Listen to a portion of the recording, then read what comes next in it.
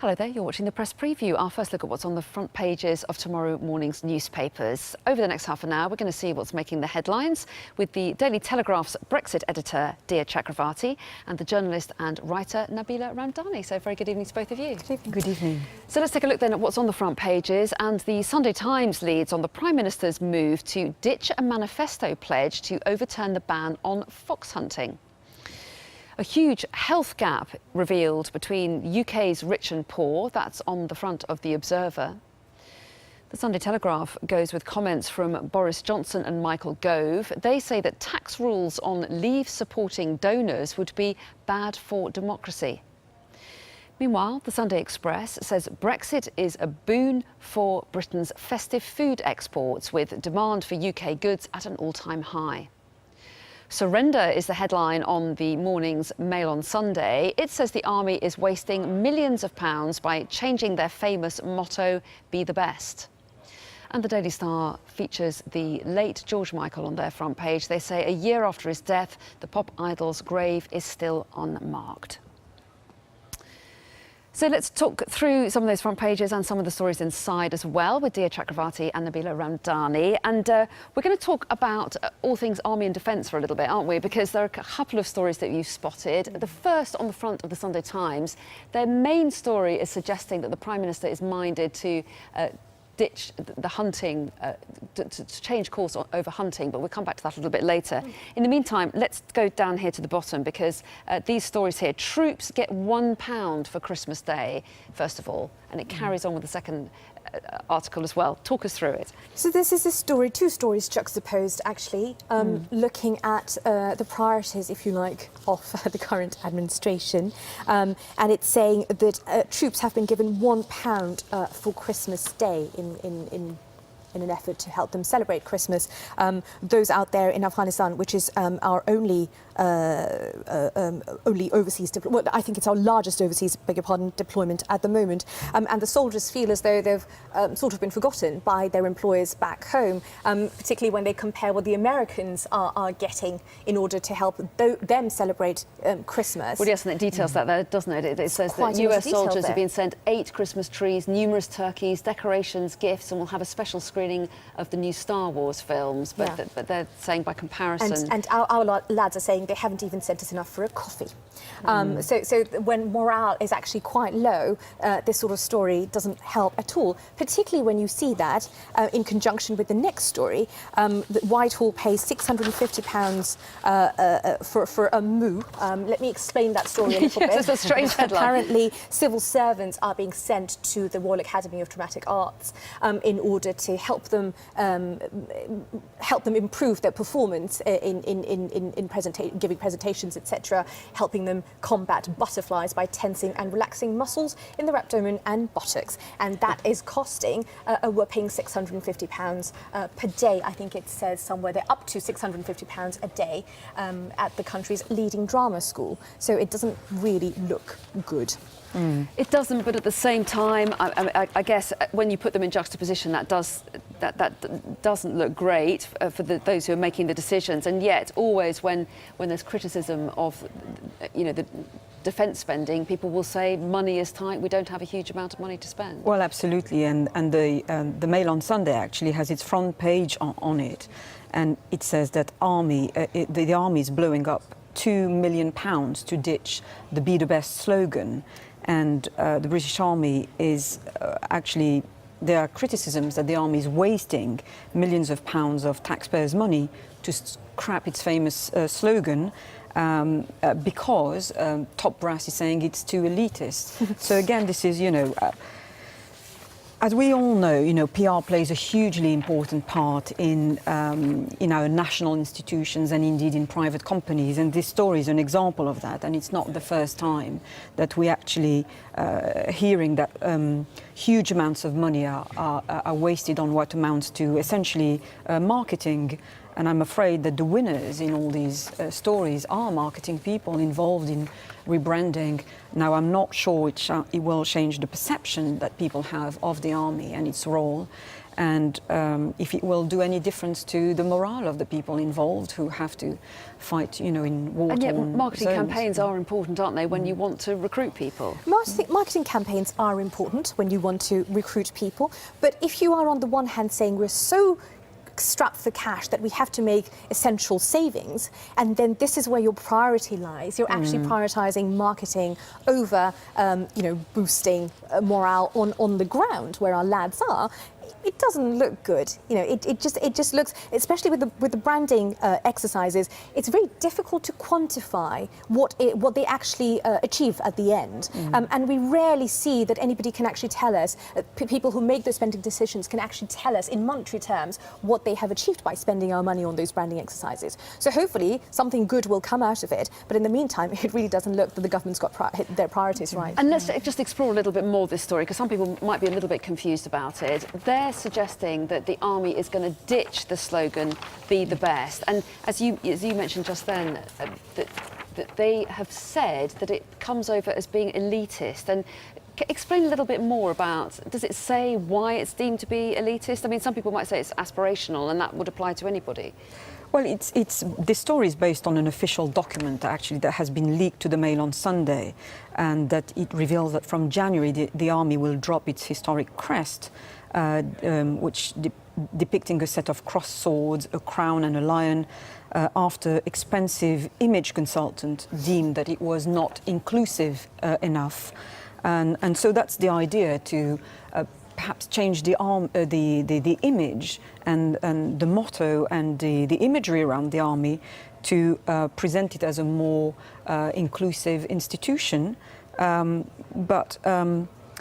Critics have also described this political correctness as a futile lunacy. So there are arguments on both sides, but the only certainty here is that it is costing a huge amount of money, and we don't know what the impact of this is going to be, as Dia said. So it's very difficult to predict whether it's going to work in the end, but yeah, the one certainty is it's massively costly. I have to say, I do side with the critics here who are saying that you can't tell your army that the motto can't be the best because it sounds elitist. It does sound a little bit balmy to me. And as Colonel Richard Kemp, the former commander of the UK troops in Afghanistan, says, be the best is popular, the slogan is popular, because it encapsulates the desire for our troops to be better than their enemies. It has never been about them looking down at anyone in society, so any suggestion that it is elitist is nonsense. And I find myself agreeing with him there.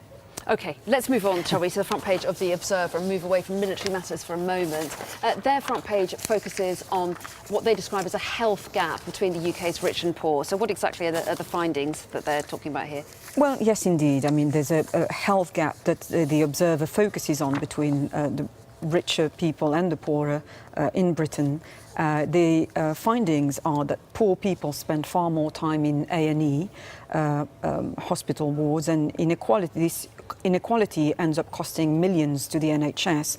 And if you read the intro, which goes on to say that children from poor families are far more likely to end up in hospital, A&E departments, or need emergency treatment for conditions such as asthma and diabetes. And these figures actually are the consequences, it is to be believed, of poverty in Britain. Well, it sounds like a truism to say that poor families are more likely to suffer from such diseases. I'm afraid it's a fact of history. But we often hear about the wealth gap in Britain, and one that has increased greatly over the years. But of course, there is a correlation between the wealth gap and indeed the health gap. Rich people throughout history have led healthier, better cared for life than poor people. That's the reality, I'm afraid, and whichever political party you support in Britain today, then I think you have to concede that there's a huge amount of inequality, and the burden of the cost of this inequality inevitably falls on the NHS, it seems. Well, yes, and there's a study, isn't there, by the Nuffield Trust, and it's saying here it found inequalities in some areas of child health had increased over the last decade in England, and that's despite, as they point out, advances in care, but also, governments consistently, and the current government is one of them, have pledged to try and reduce any kind of inequalities between rich and poor, but also those health inequalities as well. And you don't want the trajectory to be going in the other direction. No, you absolutely don't want the trajectory to be going in the other direction. And this will be a very embarrassing read for many who are involved in policy making. And it's interesting that the benefit systems, the changes that have come in are also being singled out here as one of the factors. And it just shows that the reforms that this government was very keen to bring in the benefit system, which has been criticised over and over again, because one point on that is that because not enough money has been set aside for, say, the universal credit, for example, that the idea behind it was good, but the implementation has met with a lot of criticism. That will raise more questions to be answered on this, and this is not going to look very good at all. It's a huge political issue. Yeah, indeed. Let's move on and see if we can squeeze in one more story before the break. We haven't got a huge amount of time, and this is an article focusing on Damien Green and Kate Maltby. So we've heard, of course, about Kate Maltby, who made various accusations against Damien Green. Tell us what this is now. Well, I'm trying to find the front page. Oh, there it is. The Sunday Times. I mean, other papers cover it as well, but it's... There we go. That's the front page of the Sunday Times as well. There we go. On the right-hand side, it says Damien Green accused of dirty tricks over leaked text messages, they say. Yes, indeed. So there are new text messages that have been leaked to the media, highlighting misconduct, it seems, further misconduct from Damien Green, which has already been accused of acting inappropriately towards Kate Maltby and has therefore been sacked by his boss, Theresa May. Now, this is an extension of that saga, if you like, with fresh accusations made against Damien Green, sending inappropriate text messages to Kate Maltby, and also fresh accusations against his allies, who, in a move to try to discredit Kate Maltby in the wake of Damien Green's sacking. So, I mean, clearly this is one of those stories where there are two sides, and both sides make compelling cases for their arguments. The truth is, few of us really know the ins and outs of these stories and what goes on in people's personal lives, but it seems that the dividing line between public and private life is very, very thin indeed in politics nowadays. And this story is a spectacular example of this, and it's very unsavory, it's very unpleasant, but it's essentially the continuation of the Damien Green saga, if I may call it that way. Well, yes. And sorry to cut you off. We do need to go to break, and of course he did. He was sacked, essentially, wasn't he, by the Prime Minister earlier this week for breaching the ministerial code, and that was over being seen not to give misleading statements over the allegations over pornography. And he did apologise to Kate Maltby, although he said he didn't recognise the description that she'd given of events. More on that, I'm sure, another time, but we really must go to a break. Plenty more to come, though, including Britain's Christmas food and drinks exports are booming due to Brexit. Find out more about that after the break. Welcome back. You're watching the Press Preview. With me tonight, the Daily Telegraph's Brexit editor, Dia Chakravarty, and the journalist and writer, Nabila Ramdani. And we're going to turn our attention to one of the inside pages of the Mail on Sunday. And this is the very sad story about the fire at London Zoo. Yes, this is really, I mean, it's such a sad story. Throughout the day, we were hearing that an aardvark and 4 meerkats were missing. And towards the end of the day, there was confirmation that this aardvark, named Misha, had died. And 4 meerkats were still missing, presumed dead at this stage. It's just one of those really, really sad stories. And now we found out a little bit more about where the fire had started. And apparently it started in the cafeteria area. Our fire services worked really hard to put the fire out, but we're left with this tragedy. That's right, and while it is incredibly sad, obviously, and the zoo was closed for most of today, wasn't it? But it could have been a whole lot worse if you think about it, given that it started, I think, at 6 o'clock in the morning. 70 firefighters there, but it could have spread further, and we could be talking about a worse... Yes, indeed, and I think what is crucially important about zoos is, of course, it's at least that you know the animals are going to be safe, but from the ravages of the wild. But this is what makes this story particularly sad. It's because they were exposed in a way to this kind of. They found themselves in an unsafe situation in the end. And couldn't escape, of course. Yeah. Let's move on to the front of the Sunday Times. We're going to rattle through these a little bit because we're short of time. Their main story, to keep up the animal theme, they're saying that Theresa May is going to ditch hunting and instead turn her attention to backing animal rights. So when this was announced during the election campaign earlier in the year, it did come as quite a surprise to many people. Why was Mrs May suddenly talking about hunting when everybody had thought that it had been discussed and it had been decided on? It didn't go very well for her, as we know. That is an understatement. The election, yes. The election. And some studies have suggested that this was one of the reasons that made the Tories look like they had undone quite a lot of work that you might say David Cameron, for example, had done in terms of making it look like a more modern party. So this news story today says that it is very much looking like people who were before seemed to be pro-blood sports, such as Michael Gove, are now very much against it and are backing bills which would make sure that this never comes back and becomes law. But this is also another story about branding and indeed rebranding. The idea behind is to present the Conservatives as a more caring party. Now, you do wonder how many people have an interest in fox hunting in the first place, but I can think of much better ways of presenting the Tory party as a more caring party by, tackling head-on grave issues such as homelessness or greater inequalities or indeed huge poverty or reducing the gap between rich and poor, as we were discussing earlier. And, fox hunting seems to be further down the list as far as presenting the party as more caring is concerned. And I don't think it would change people's views about the party, more generally speaking. OK, let's finally talk about the Sunday Express's main story. They're talking about a Brexit bonus. They're saying that Britain's exports of food in particular, I think they're focusing on, aren't they, are doing very well, presumably because of the weak pound. Is that right? Yes, that's right. So we've heard a lot about how the weak pound has caused people trouble, but this is, of course, the other side of the story, that a weaker pound has meant that our exporters have done rather well. It's actually not just food, it's also talking about award-winning television programmes. So our television programmes are considered to be, they're considered to be of very high quality, and they have been doing well. And there's one statistic here: Doctor Who alone has racked up sales to 239 territories in its lifetime, holding the Guinness World Record for the longest-running sci-fi series, and it continues to be a good export for us. So, as you say, good Brexit news, but a lot of people will say the weak pound has helped fuel inflation in this country, and food has become a lot more expensive for people living here.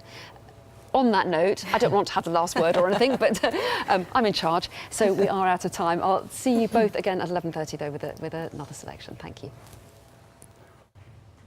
Hello there, you're watching the Press Preview, a look at what's in tomorrow's newspapers as they arrive. And joining us to offer their insights into the headlines are the Daily Telegraph's Brexit editor, Dia Chakravarty, and the journalist and writer, Nabila Ramdani. So welcome to both of you. Thank you. Thank you. So let's take a look then at what's on the front pages of those papers. And the Sunday Times says the Prime Minister is expected to abandon a manifesto promise to overturn the ban on fox hunting because she thinks it'll make the Conservative Party look more caring.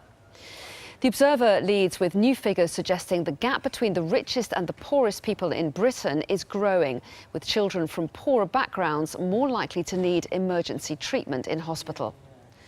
The Sunday Telegraph says Boris Johnson and Michael Gove are annoyed that the Treasury is expecting people who donated money to the Leave campaign to pay the 20% tax applied to gifts. The Sunday Express says Brexit has increased the demand for UK goods, with sales of festive food and drink up by £10 billion on last year. The Mail on Sunday has a leaked document suggesting that the army is spending millions of pounds changing its motto, "Be the best." And the Daily Star features the late George Michael on its front page. They say a year after the pop star's death, his grave is still unmarked.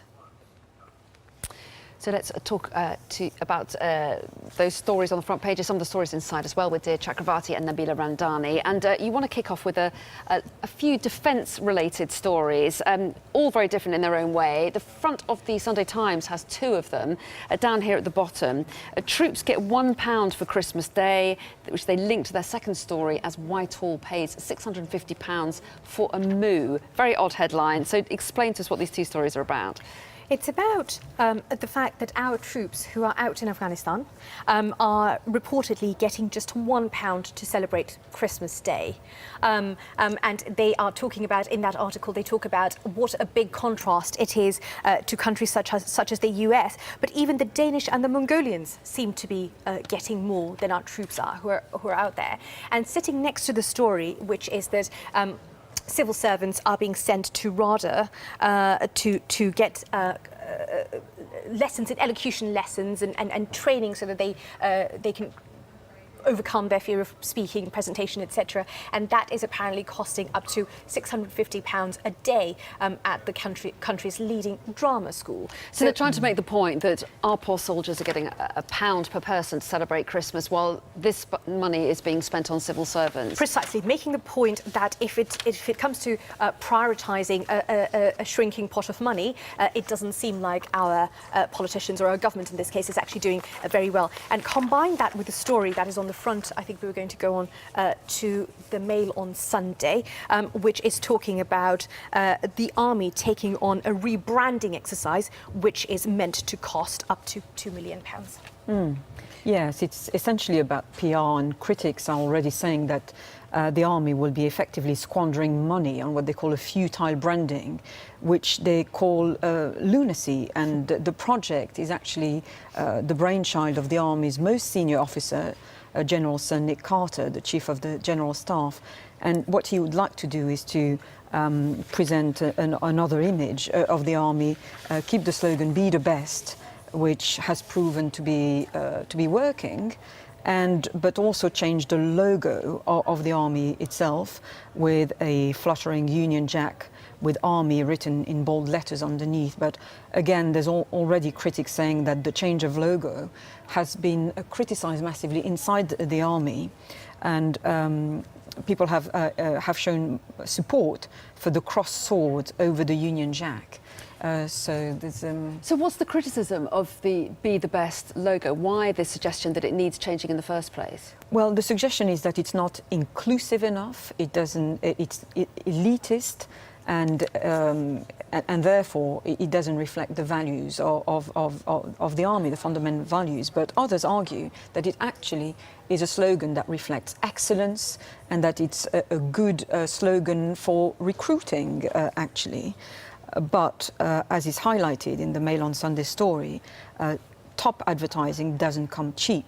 And so the argument is also over the cost of this branding exercise, of this marketing exercise, when it is also suggested the squeeze on the defence budget was particularly felt on the battlefield, and involving battlefield exercises being cancelled, and equipment, much needed equipment such as tanks, lacking, and armoured vehicle being frozen because of the squeeze on the defence budget. And now this huge amount of money is being spent on what is seen as something that's highly symbolical, really. So if you are a soldier in Afghanistan getting £1 to celebrate Christmas, you might find headlines like this harder to stomach, I guess. But some people will say that the recruitment is hugely important, and making sure that you attract the best people to the army. And although it looks like huge amounts of money are spent on it, they would say that it is important in order to maintain quality within the armed forces. And they might say that, but it will be a question about priorities. You know, if you are saying, and if you actually scroll down a little bit on that same page, Anna, there's another story about PM tells warring ministers to bury the hatchet. This is a war, apparently, between Philip Hammond, the Chancellor, and Gavin Williamson, the Secretary of State for Defence, where this war is going on, where Philip Hammond is repeatedly telling the Secretary of State for Defence that there simply is no money for what the Secretary of Defence is seeing as essential spending on as Nabila was saying, on equipment, etc.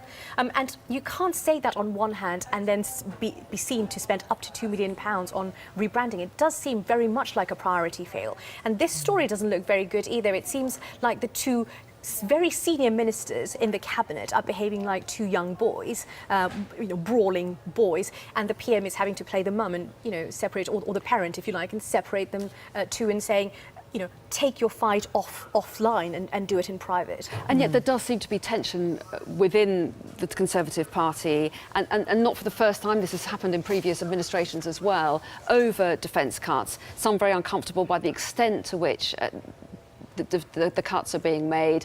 Others pointing out that there isn't a huge amount of money around, and all departments are suffering cuts. That there is that tension there, isn't there, within the government? Yes, indeed. And I think, that marketing shouldn't be seen as a priority in times where not just, the defence budget has been squeezed, but army personnel has been reduced as well. It has shrunk considerably. And one might argue that there are other departments, such as Sky News was running a very relevant report on homelessness in the UK today. Such issues such as increasing inequalities, homelessness in civilized countries like the UK might seem more important than a branding exercise. So I think that's the main criticism of people who are against this, this huge amount of money being spent. OK, let's move on to, there's a double-page spread in the Mail, which continues to look at the situation regarding Damien Green, who was, of course, sacked this week. But there was one element concerning Charlie Elphie that you were particularly interested in, Dear, that you wanted to talk about. So this story this year that's been jam-packed with all sorts of dramatic incidents. We've seen quite a lot about the sex scandals in Westminster, and let's not forget that Michael Fallon actually lost his job just not so long ago at all over inappropriate behaviour, etc. So this has dominated the news waves for a while. But this story about Charlie Elphie is extraordinary. Here, Charlie Elphie, a Tory MP, is saying that the fact that Tory whip was removed from him, he only learnt that when a journalist called him up to say, do you want to comment on this story? So there was no communication from the party that the whip was going to be removed from him. 7 weeks later, he says, he's still not heard what the allegation is against him. He's not heard from the police. He's not been interviewed or anything. So he's left in this sort of limbo where he's being tried by Twitter, if you like. He goes on to say that in the end. But it's just no way to deal with an allegation when the accused is not even told what the allegations against him are.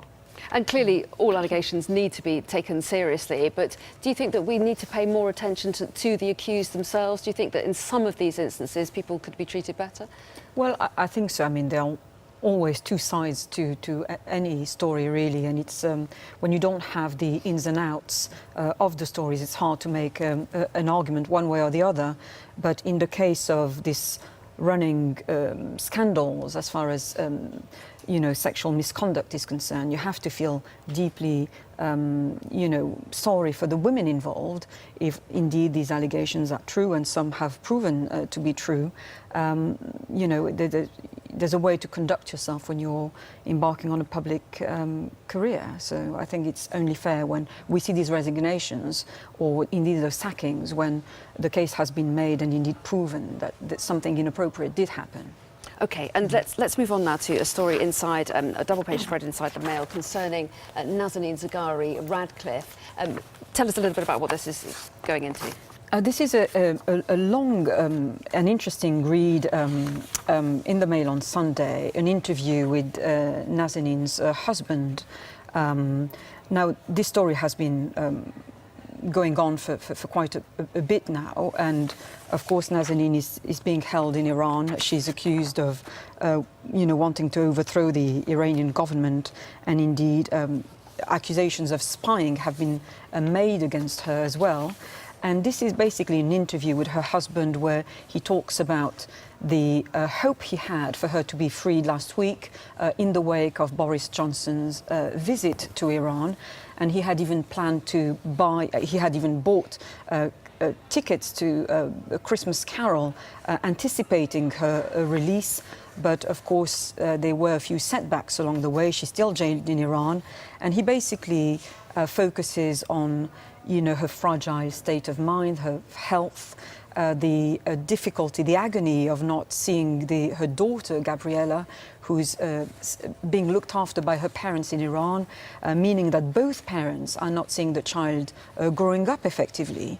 And so he's going over the agony, really, of being separated from his wife, and also the difficulty of getting a clear-cut judiciary ruling from the Iranian government, and the political and indeed the judicial system being what they are in Iran. It's very, there's no certainty whatsoever about the outcome of such a sad affair. Some confusing messages as well. We heard this week that he'd hoped that she may be eligible for early release. The next thing we heard that she may face new charges, so that this push and pull that he is experiencing all the time must be incredibly hard to deal with. And with Christmas coming, a time that we associate with families, of course, it's probably particularly poignant for him. It really is just absolutely painful. And this point that Nabila picked up on, and that in a letter Nazanin has written to her husband, neither of us has seen our daughter grow up. So the daughter's over there, she gets to visit her mother twice a week, but the father's over here doing everything he possibly can to get the mother out, and it's just it's just such a painful situation. Indeed, and no doubt he'll be waiting for more news every day. And exactly. So let's take a pause now, though. We've got lots to talk about after the break, including, is Britain losing the real meaning of Christmas? A survey finds only 1 in 80 Christmas cards show the nativity. We'll be talking about that in a moment. Welcome back. We're taking a look at tomorrow's newspapers with the Daily Telegraph's Brexit editor, Dia Chakravarty, and the journalist and writer, Nabila Ramdani. And we're going to turn our attention to the front page of the Sunday Times next, because they are suggesting that Theresa May is going to abandon her pledge on fox hunting. That's right. When we first heard about fox hunting again during the election campaign in May earlier this year, it did come as a surprise to many. We weren't entirely sure why Theresa May was suddenly talking about fox hunting, which seemed like a fight which had been fought and lost for the Tories a little while ago. But suffice it to say that it didn't go very well for her for the election campaign, and now it seems like this is going to be yet another election pledge that Mrs May is going to ditch in an effort for the Conservatives to come across as a more caring, animal-loving party. Yes, indeed. And yes, I was wondering actually how many people do actually support fox hunting in this part. Is it a small? It seems to me to be a very niche issue for the Conservative Party in general, and indeed as far as the other big issues are concerned, such as poverty, inequality, got lots of stories about homelessness and rising inequality essentially, and this seems to be a bit niche and dare I say irrelevant, and there are many different ways of portraying yourself or projecting yourself as to be a caring party by tackling head-on hugely important issues aimed at reducing inequalities in Britain, for example. But, and yet, if Theresa May had gone through with that pledge to overturn the ban on fox hunting, people might have argued they might say that might give the party a bad image in terms of looking caring. Well, indeed. I mean, for all the right reasons, I think. But I think it's the right move. I mean, to be on the side of animal rights. There's nothing wrong with that. Quite the opposite. And this is something to be approved of, in my opinion. But I just wonder, in terms of rebranding or doing an overhaul as far as the image as party is concerned, I find it a bit niche and unconvincing. OK, let's move on to a story that you spotted inside the Mail. No, well, let's do this one first. This is only 1 in 80 cards shows the nativity, they say.